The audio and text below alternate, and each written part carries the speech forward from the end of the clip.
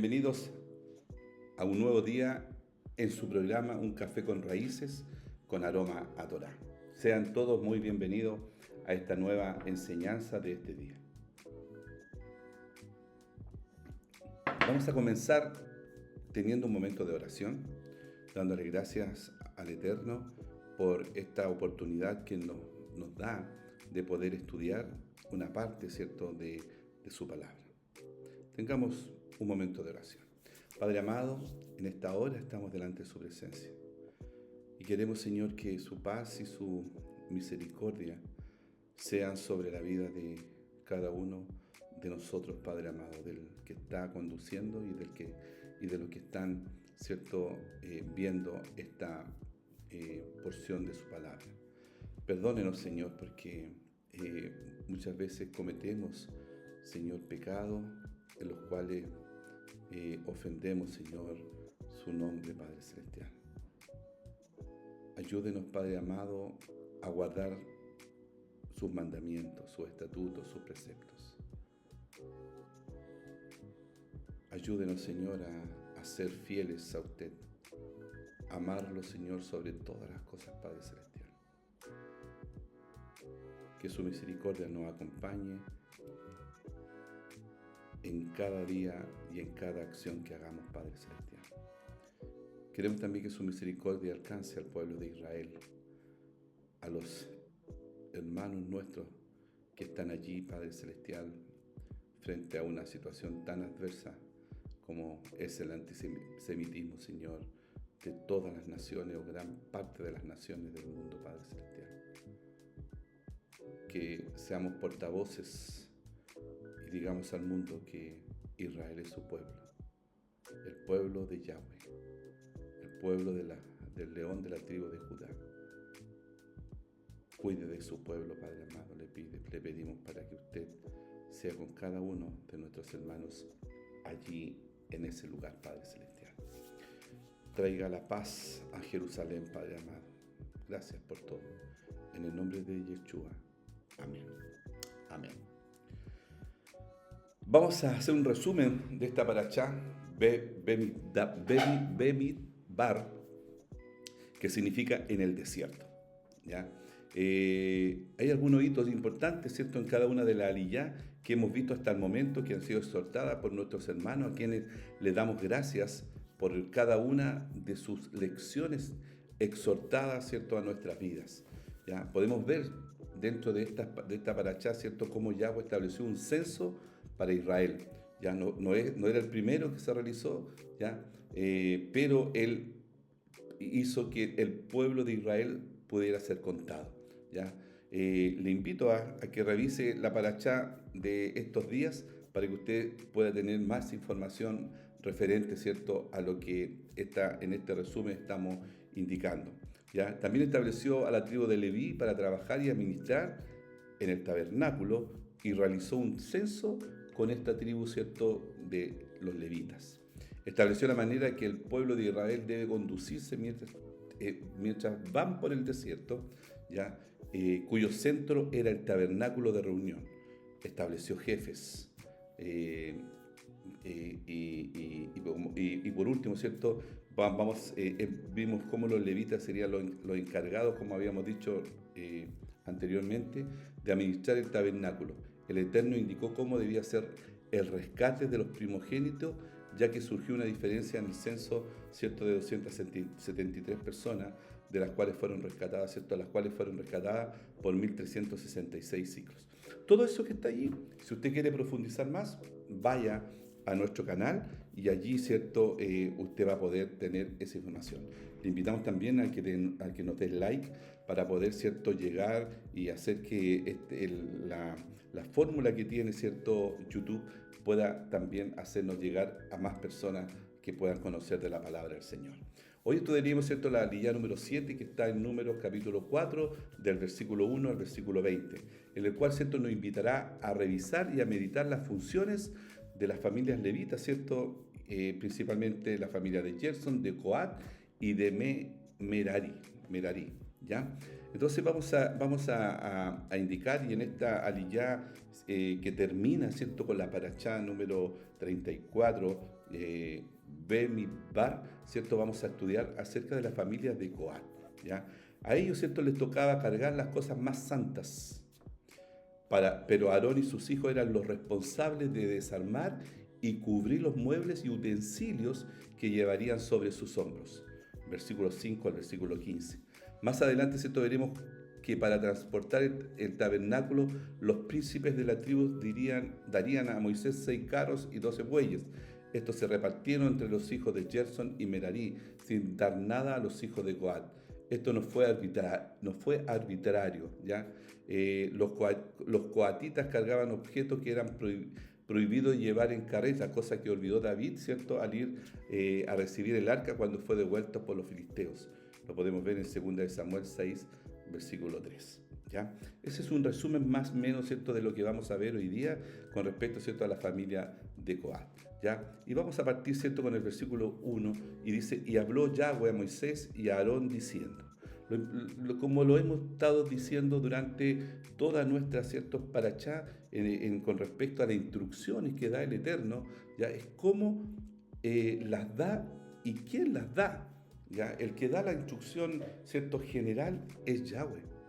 No es Moisés ni Aarón, es Yahweh a Moisés y a Aarón, el cual, ¿cierto?, le indica qué es lo que debe hacer el pueblo o los sacerdotes o los levitas.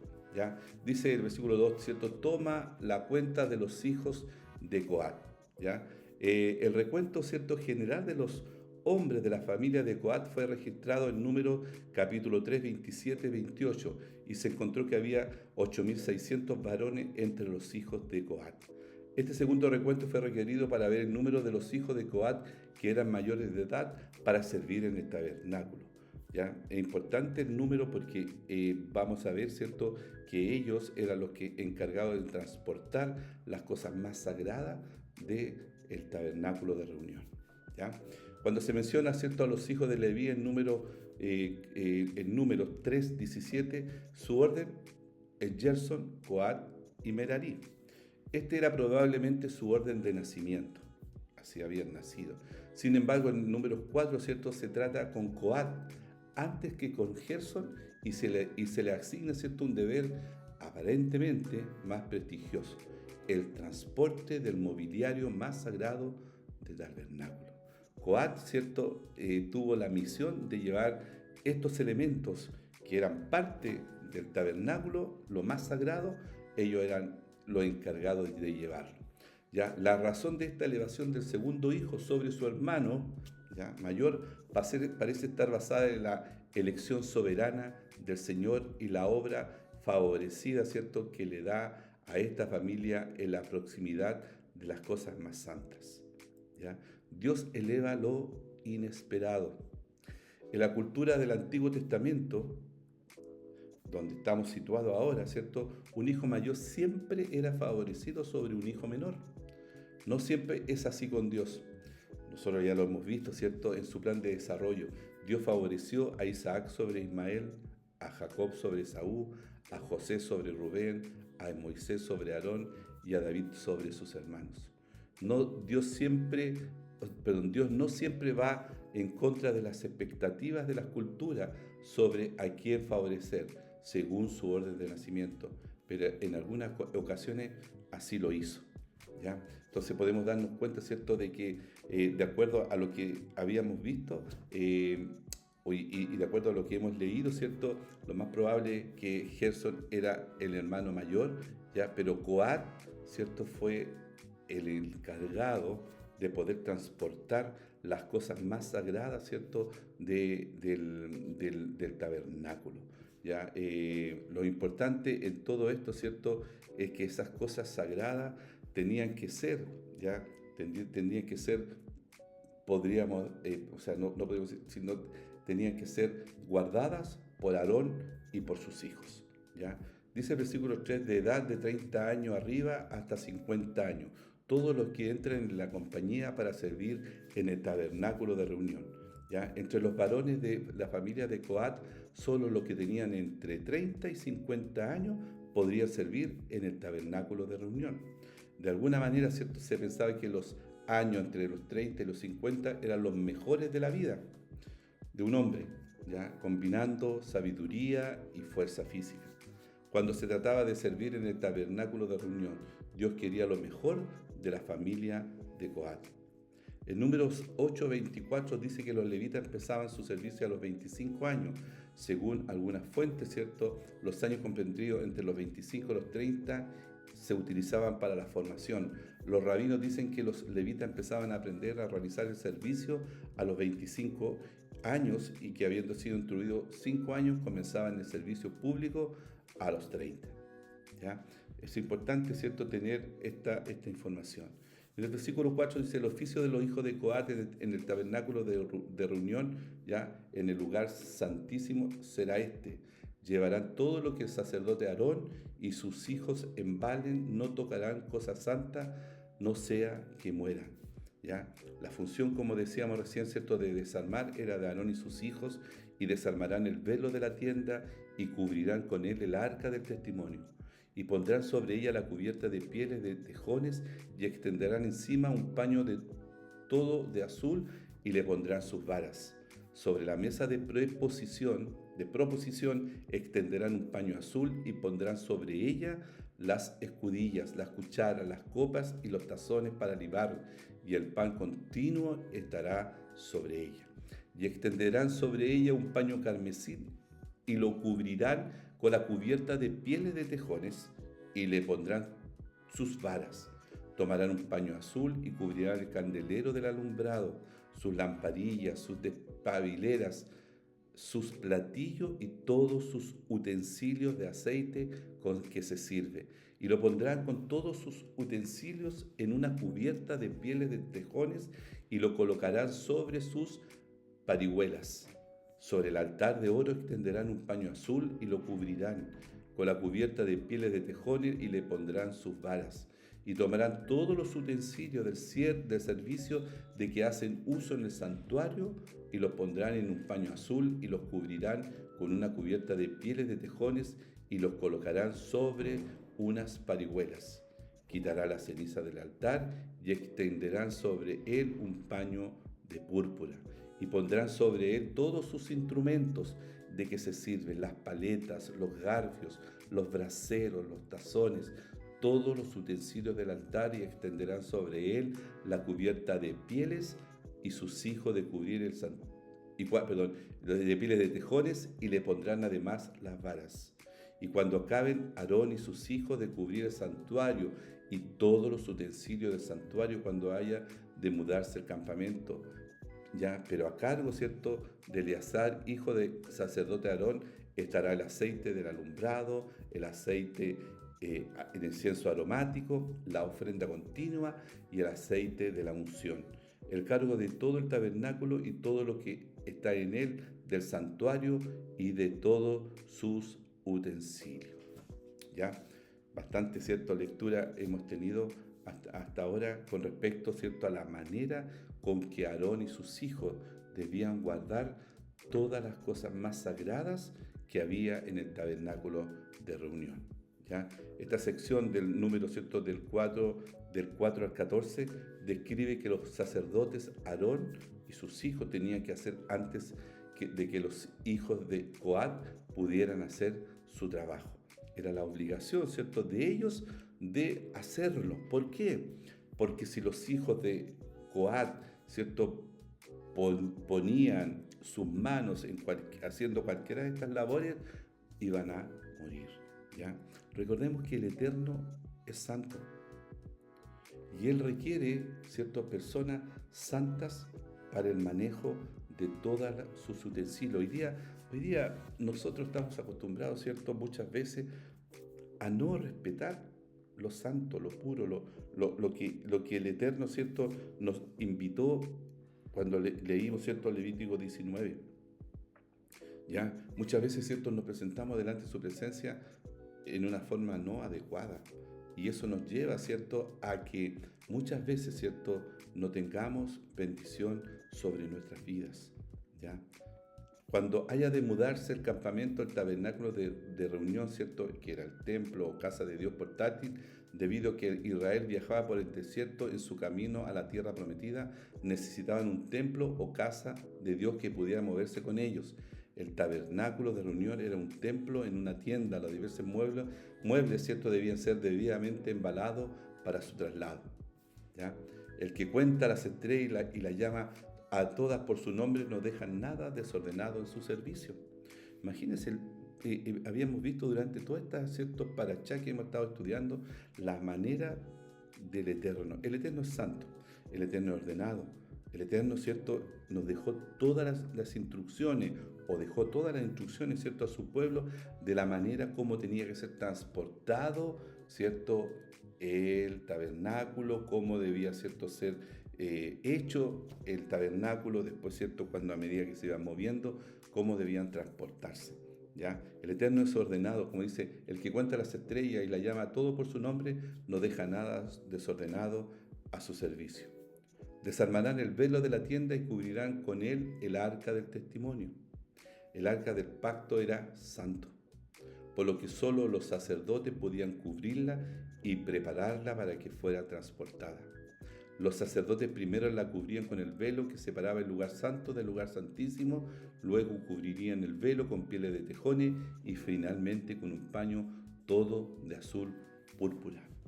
Le pondrán sus varas, ¿ya? No se suponía que el arca del pacto fuera tocada directamente por manos humanas. Tenía anillos en los laterales a través de los cuales se insertaban varas. El arca era sostenida por estas varas. Ya lo podemos ver en Éxodo capítulo 25 del 12 al versículo 14. Este método de transporte con anillos y varas también se usaba para la mesa de los panes de preposición. Lo podemos ver en Éxodo 25 del 26 al 28. El altar del holocausto, Éxodo 27 del 6 al 7, y el altar de incienso en Éxodo 30 del 4 al 5. Toda la preparación sugiere un riguroso programa de capacitación antes de que un sacerdote determinado realizara el trabajo real. La mesa de la proposición ya es la que estaba junto, ¿cierto?, junto a los utensilios asociados, escudillas, cucharas, ya, copas, tazones para libar. Se cubría primero con un paño carmesí, luego con una cubierta de pieles de tejones. El candelabro del alumbrado, ¿ya?, junto con todos sus utensilios asociados, lamparillas, despabiladeras, platillos, utensilios de aceites, se cubría primero con un paño azul, luego con la cubierta de pieles de tejones. El altar de oro, también conocido como el altar de incienso, junto a sus utensilios del servicio, se cubrían con un paño azul, luego con una cubierta de pieles de tejones. Las cenizas del altar se recogían sobre un paño púrpura, junto con otros utensilios asociados con el altar de incienso, y luego se cubrían con pieles de tejones, ¿ya? Podemos ver, ¿cierto?, en esta parte cómo el Eterno dio todas las instrucciones, cómo debían ser preparadas, ¿cierto?, las cosas y todos los instrumentos y todas las muebles, ¿cierto?, que habían en el arca, en el tabernáculo de reunión, ¿ya?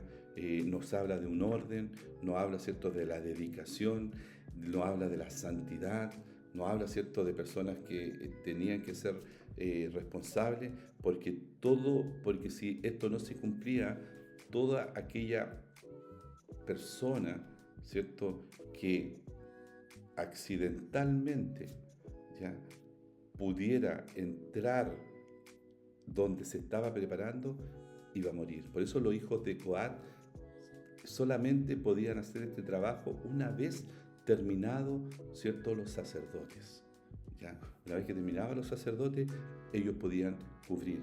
Y hoy día, ¿cierto?, nosotros, si lo llevamos a nuestra vida, también nosotros somos real sacerdocio, nación santa, pueblo adquirido por Dios, ¿ya? Tenemos un sacerdocio, ¿ya? Nosotros somos los que debemos ministrar, ¿cierto?, en nuestro corazón, en este corazón, en este templo, ¿ya?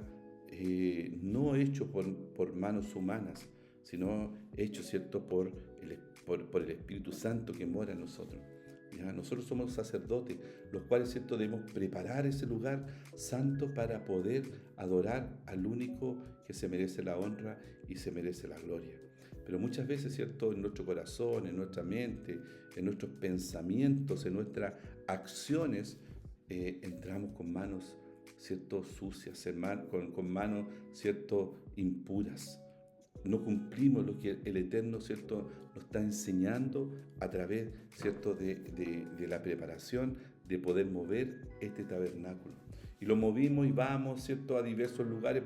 Este tabernáculo se movía desde un lugar, ¿cierto?, donde la nube, ¿cierto?, se posaba y era la que los guiaba hacia dónde se tenía que detener. Muchas veces nosotros, ¿cierto?, este cuerpo, este templo del Dios eterno, ¿cierto?, muchas veces visita lugares que no debiéramos visitar. Habla cosas que no debiéramos hablar. Escuchamos cosas que no debiéramos escuchar. Vemos cosas que no debiéramos ver. Y tocamos, ¿cierto?, cosas que no debiéramos tocar. El Eterno nos está enseñando a que nuestro cuerpo, a que nuestro templo tiene que estar preparado y que todo lo que nosotros hagamos tiene que ser con dedicación, tiene que ser, ¿cierto?, tiene que ser guardado de una manera santa, de una manera cuidadosa. Debemos cuidar de lo que nosotros, como les decía, hermano, de lo que nosotros escuchamos, de lo que nosotros vemos, de lo que nosotros hablamos, de lo que nosotros, ¿cierto?, tocamos, de lo que nosotros, ¿cierto?, caminamos a lugares que no corresponden. Eso es lo que nos enseña el Eterno. El Eterno nos mueve, pero Él es el que nos tiene que mover a los lugares que Él elija dónde movernos, ¿ya? Pero muchas veces, ¿cierto?, nosotros hacemos conforme a nuestra voluntad, no a la voluntad del Padre, ¿ya? Dice, pero a cargo de Eleazar, hijo del sacerdote Aarón, ¿ya? Él era el que estaba encargado, ¿cierto?, de la obra sacerdotal, que estaba bajo, ¿cierto?, bajo su supervisión, ¿ya?, todo este trabajo de guardar, ¿cierto?, todos los elementos y muebles que habían en tabernáculo de reunión. Eso lo podemos ver en Números 4:16. Es un resumen interesante de los muchos deberes de los sacerdotes. ¿Ya? ¿Qué es lo que debía hacer, cierto, el hijo de Eleazar? ¿Cierto? Él debía guardar el aceite del alumbrado. Los sacerdotes suministraban aceite para los candelabros y mantenían encendidas las lámparas. ¿Ya? Debía, ¿cierto?, cuidar el incienso aromático. Los sacerdotes preparaban y quemaban el incienso para el altar de incienso, como decían. La ofrenda continua. Los sacerdotes llevaban una ofrenda diaria, ¿cierto?, al altar del holocausto. El aceite de la unción. Los sacerdotes guardaban y aplicaban el aceite de la unción que se usaba para ungir a los gobernantes, sacerdotes y otros designados por Dios. El cargo de todo el tabernáculo y de todo lo que estaba en él, del santuario y de sus utensilios. Los sacerdotes eran responsables de todo el tabernáculo en general. El tabernáculo, que era la casa de Dios, no estaba bajo la autoridad de los líderes civiles de Israel, reyes, magistrados, ancianos, ¿ya? Todo era supervisado por los sacerdotes de Israel. Aarón y sus hijos vendrán y los pondrán cada uno en su oficio y en su cargo. Los hijos de Coat tenían un lugar permanente de servicio delante del Señor y a favor de Israel. Debían ser designados especialmente como individuos. Los pondrán a cada uno en su oficio para su trabajo. Aunque su trabajo era solo transportar el mobiliario del tabernáculo, se consideraba propiamente como un servicio importante y digno para Dios, que le merecía, ¿cierto?, un nombramiento específico. ¿Ya? Eran importantes la familia de Coat, ¿ya? Él así como, ¿cierto?, veíamos, le fue asignado, ¿ya?, una labor muy, muy importante. Pero no dejemos de pensar que los sacerdotes eran los que administraban, los que cuidaban, los que guardaban, los que armaban, ¿cierto?, cuando este tabernáculo se movía de un lugar a otros, ¿ya? Eso es importante. Dice, y también habló Yahweh a Moisés y a Aarón diciendo, no haréis que perezca la tribu de la familia de Coat de entre los levitas, para que cuando se acerque al lugar santísimo vivan y no mueran. Haréis con ellos esto, Aarón y sus hijos vendrán y los pondrán a cada uno en su oficio y en su cargo. no entrarán para ver cuando cubra las cosas santas, porque morirán. ¿Ya? El Eterno dio las instrucciones de que los hijos de Coat solamente eran las personas que transportaban durante, ¿cierto?, el movimiento del tabernáculo, del pueblo de Israel, de un lugar a otro. Ellos solamente transportaban las cosas más sagradas, ¿cierto?, del tabernáculo de reunión. ¿Por qué? Porque morirían, ¿cierto?, si ellos solamente entraran para ver lo que estaban haciendo los sacerdotes. ¿Ya? Los coatitas ni siquiera debían mirar las cosas santas, mientras los sacerdotes las cubrían y las preparaban para ser trasladadas. Tenían un papel específico que cumplir su trabajo para el Señor y no debían ir más allá de ese papel o de esa instrucción. La pena por ir más allá de lo que Dios había designado podía ser la muerte. ¿Ya? Muchas veces nosotros, como les decíamos recién, ¿cierto?, este cuerpo, este templo del Dios viviente, ve cosas, ¿cierto?, que no corresponden, ¿ya? Y no cosas puras, sino que ve cosas impuras. Por eso hemos sido instruidos entre las cosas, ¿cierto?, santas y las cosas que no son santas. Las cosas, ¿cierto?, que son puras y las cosas que son impuras. Nosotros debemos vivir una vida en santidad, tal cual como Dios le indicó a los hijos de Coat que se mantuvieran santos, porque Él era santo. ¿Ya? Podemos ver, ¿cierto?, ya terminando, porque ahora, terminando ya esta parachá, podemos ver, ¿cierto?, que este libro Bemidbar, ¿ya? Que significa en el desierto, ya vemos cómo Dios en el desierto da instrucciones. Las instrucciones, ¿cierto?, también son para nosotros, que también estamos en este segundo éxodo, que vamos en el desierto, ¿ya? Un desierto que muchas veces para algunos es duro, para otros es un poco menos duro, ¿cierto? Pero vamos por el mismo desierto. ¿De qué dependerá de que este desierto, ¿cierto?, sea agradable, sea alegre, sea, ¿cierto?, bendecido? Va a depender en la medida en que yo y ustedes guardemos los mandamientos, guardemos los preceptos, ¿cierto? Guardemos todo lo que el Señor nos ha indicado. Vivamos una vida en santidad. Hagamos todo el esfuerzo, ¿cierto?, pero no humano, en amor al Eterno. ¿Ya? Si ustedes me aman, como dice Yeshua, guardan mis mandamientos. No lo hagamos por una obligación. No lo hagamos, ¿cierto?, por un peso, ¿cierto?, de que un hombre nos pone encima una presión o una ansiedad en nuestra vida. Hagámoslo por amor a Yeshua, ¿ya? Y que este templo, que es movible, porque hoy día, ¿cierto?, yo estoy acá en Antofagasta, la otra semana voy a estar en Villarrica, pero este templo es el que se mueve. Este templo es el que tiene que llevar la santidad de un lado a otro. Y pasado mañana puedo estar en otra ciudad, ¿cierto? Pero el templo es el que se mueve. Somos templo, somos tabernáculo tal cual como el tabernáculo del pueblo de Israel, ¿cierto?, se movía en el desierto, así también nosotros nos movemos en el desierto. ¿Ya?